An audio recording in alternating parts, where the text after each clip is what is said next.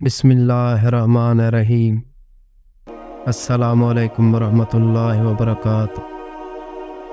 وقت کا بہترین استعمال اللہ کے احکام کی تعمیل میں ہے، اللہ کی یاد میں ہے۔ وقت تیزی سے گزر رہا ہے، کچھ نہیں پتہ اس سفر کا کب اختتام ہو جائے، اس لیے عارضی دنیا میں کھونے کی بجائے ابدی سفر کی تیاری کیجیے۔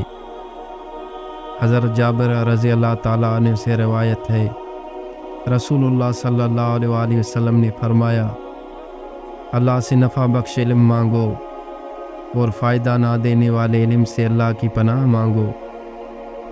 اگر آپ کی زبان سے کوئی محفوظ نہیں تو جان لیجئے کہ آپ صحیح راستے پر نہیں ہیں۔ اللہ سے رابطہ کم نہ کریں، آپ جتنی گناہگار کیوں نہ ہوں، مگر اس کی طرف بار بار جائیں۔ ایسا نہیں ہے کہ وہ ناراض نہیں ہوتا، وہ خالق ہے، اس کی نہیں مانو گے تو وہ ناراض بھی ہوگا، مگر اس رب سے خود کو دور جانے نہ دے، اپنے اور اللہ کے درمیان کوئی دیوار نہ آنے دے۔ آپ جیسے بھی ہیں مگر اس کے پاس جائیں، آپ کا جانا ہی آپ کو اللہ کا مکمل فرما بردار بنا دے گا، آپ کا بار بار پلٹنا ہی اللہ کا پیارا بنا دے گا انشاءاللہ۔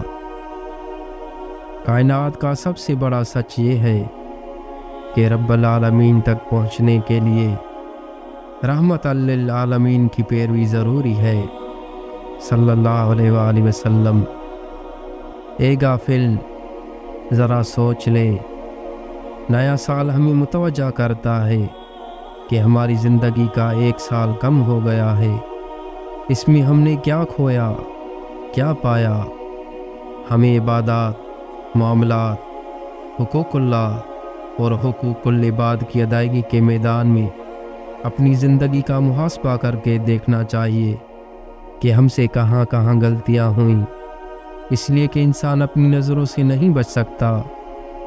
نبی کریم صلی اللہ علیہ وآلہ وسلم کا ارشاد ہے، حاسبوا انفسکم قبل ان تحاسبوا، تم خود اپنا محاسبہ کرو قبل اس کے کہ تمہارا حساب کیا جائے۔ اس لیے ہم سب کو ایمانداری سے اپنا محاسبہ کرنا چاہیے اور ملی ہوئی مہلت کا فائدہ اٹھانا چاہیے، اس سے پہلے کہ یہ مہلت ختم ہو جائے۔ بہترین تعلق وہ ہے جو ابتدا سے انتہا تک ہو، وہ جنت ہی کیا جس میں آپ کے پیارے آپ کے ساتھ نہ ہوں۔ فطرت آسان تھی مگر انسان نے بناوٹ اور منافقت کے ساتھ رہنے کو ترجیح دی، اسی لیے انسان جی کر نہیں تھک کر مرتا ہے۔ حضرت انس رضی اللہ تعالیٰ عنہ سے روایت ہے کہ رسول اللہ صلی اللہ علیہ وآلہ وسلم ایک درخت کے پاس سے گزرے جس کے پتے خشک ہو چکے تھے۔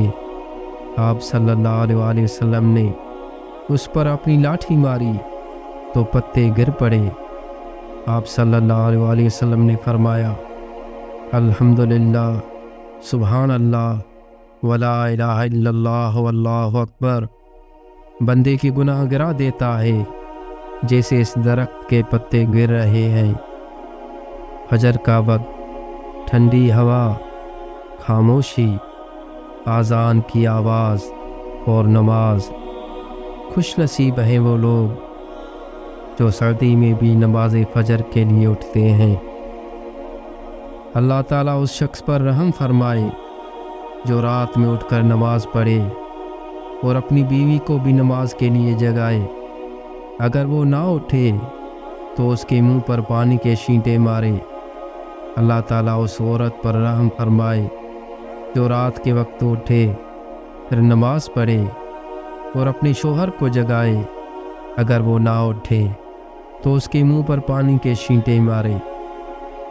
تم جہاں کہیں بھی ہو اللہ تعالیٰ سے ڈرتے رہا کرو، اور اگر کوئی گناہ ہو جائے تو گناہ کے بعد نیکی کر لیا کرو جو اس گناہ کو مٹا دے گی، اور لوگوں سے حسن اخلاق سے پیش آیا کرو۔ 3 فطری قوانین जो कड़वे लेकिन हक हैं। पहला अगर खेत में दाना ना डाला जाए तो कुदरत उसे घास से भर देती है। इसी तरह दिमाग को अच्छी फिक्र से ना भरा जाए तो कज फिक्री अपना मस्कन बना लेती है। उसमें उल्टे सीधे ख्यालात आते हैं, वो शैतान का घर बन जाता है। दूसरा, जिसके पास जो कुछ होता है वही कुछ बांटता है। खुश मिजाज इंसान खुशियाँ बांटता है, गमज़दा इंसान गम। आलिम इल्म बांटता है, दीनदार इंसान दीन। खौफज़दा इंसान खौफ बांटता है। तीसरा, आपको ज़िंदगी में जो भी हासिल हो उसे हज़म करना सीखें, इसलिए कि खाना हज़म ना होने पर बीमारियां पैदा होती हैं। मालो सरवत हज़म ना होने में रियाकारी, बात हज़म ना होने पर चुगली और गीबत, तारीफ़ हज़म ना होने में गुरूर होता है। मज़म्मत हज़म ना होने से दुश्मनी बढ़ती है। गम हज़म ना होने में मायूसी बढ़ती है। अपनी दूसरों की ज़िंदगी आसान बनाएं, बामकसद बाइखलाक ज़िंदगी गुजारें, खुश रहें, खुशियाँ बांटें। ज़िंदगी में आप जिन रिश्तों से मोहब्बत करते हैं उन्हें हमेशा नेकी का दरस दें, क्योंकि सच्ची मोहब्बत वही है जिसमें उस इंसान की आखिरत संवार दी जाए। अस्सलामु अलैकुम वरहमतुल्लाहि वबरकातुहू।